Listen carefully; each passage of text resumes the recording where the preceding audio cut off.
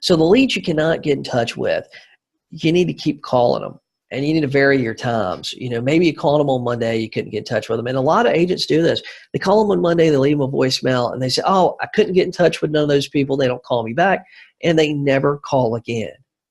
Now, we know we can look up the statistics from anywhere. I mean, you can look it up. Chet Holmes, I talk about The Ultimate Sales Machine, that book, written by Chet Holmes a lot. Luxury items, they found at least 5 to 7 follow-ups. If you look at Grant Cardone, look up some of his YouTube videos where he talks about follow-up attempts. Look at Larry Lee was talking about buyer leads the other day. Me and him were talking about generating buyer leads on Facebook, and he was telling me how they have like a 50 follow-up system. It's like, man, it's insane. But you got to keep following up with these people. Just because you called them Monday, we're all the same, guys. If you called me on Monday is like my busiest day of the week. It's like I got 100 things going on.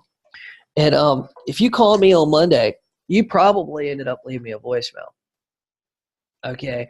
And Monday's busy. Maybe I just didn't get back to you. It wasn't that I don't want to talk to you. It's just that, hey, Monday's busy and, didn't get back to you. So then when Tuesday comes along, I got a whole new set of problems and deals and work things to do and all kind of stuff. And agents messaging me through Facebook, asking me questions, and different random stuff, I got a whole new set of things on Tuesday to deal with.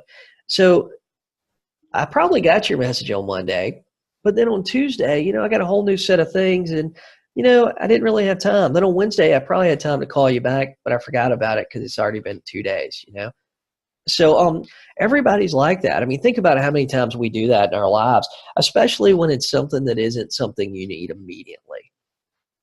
I had a company that contacted me about doing some training for their agents, and I want to do it.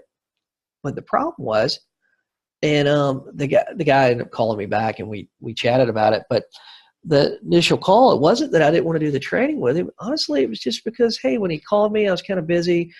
And then he sent me an email following up, and I was kind of busy. Then we had the holidays and stuff. And it wasn't that I don't want to do it. It's just like, dude, I just forgot about you. And everybody's like this. I mean, it wasn't really a priority for me to work with his company or plan, And it wasn't, I like the guy. And people are doing the same thing to you guys too. And us as real estate agents, we're calling them. We have a service they want. We have a service they need. We can help them get to their end goal. People are typically selling their house because they have a problem. People are typically selling it because they have a problem, and they believe that selling that house is going to fix that problem. Now, their problem could be that they want to move, they want a bigger house, so they're moving up. Could be that they're moving down. They could want to move sideways just because, hey, I don't like my neighborhood. I don't like the street I live on, so I want to move 3 streets over. People do crazy stuff. And but typically there's a problem, and they think selling that house is going to solve that problem. But most of the time, they can't do it themselves. I mean, even if somebody showed up at their house right now that was going to pay them the price that they wanted for their house, they probably don't know what steps to take to sell their house because the average general public hasn't really done this a whole lot.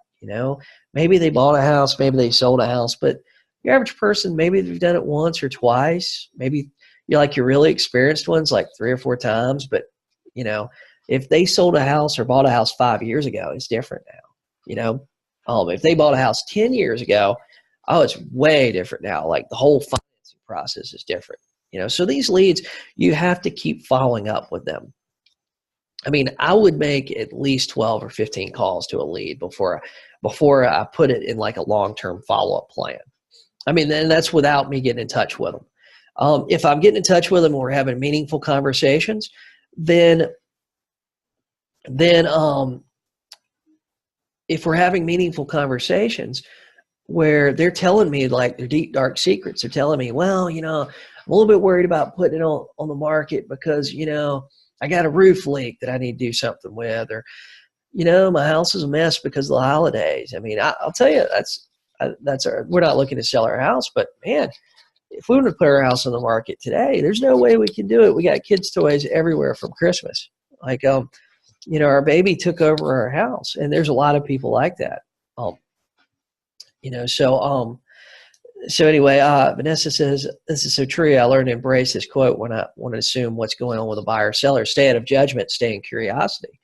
Um, that's right. You gotta stay curious, and you gotta those meaningful conversation people where you're calling them, week after week. They're answering your call, but like you're trying to set an appointment with them, and they keep blowing you off. Sometimes they're not blowing you off. Um, Sometimes it's not really objection. Sometimes hey, it's really that, hey, they can't meet you on Thursday, man. They work till 6. Um, they got kids they got to deal with when they get off work, and then that's their day. They don't have 20 minutes to meet you on Thursday. Sometimes that's really the case, guys, and sometimes it's just a smokescreen. Typically, when they're telling you stuff like, "Oh, I don't want to work with an agent." Of course you don't, dude. I don't. You know, I don't want to pay somebody to change my oil, but I got to get my oil changed, right? My truck. So, there you go.